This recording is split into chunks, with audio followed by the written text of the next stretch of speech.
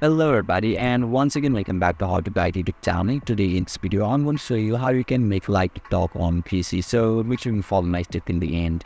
First thing first, I assume that you already have an account on TikTok and already logged in, and now right after that you'll be able to see the interface of TikTok apps on the screen, where you can see profile picture at top right corner. Just move over there and now you can see live studio options on the screen.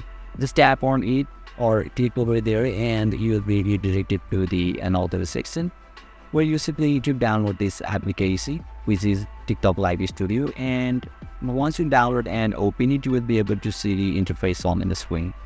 So if you are beginner, simply click on setup now, and if you are experienced, you can import from another tool or you can click on go live now straight. So basically this is how we can go live on TikTok on PC, and if you still encounter any issue during this process, just leave me a comment and I'll be happy to assist you. If you found this video helpful, please give it a thumbs up, and if you are new to this channel, make sure to hit the subscribe button and set the bell icon to on so that you can stay updated with our latest content.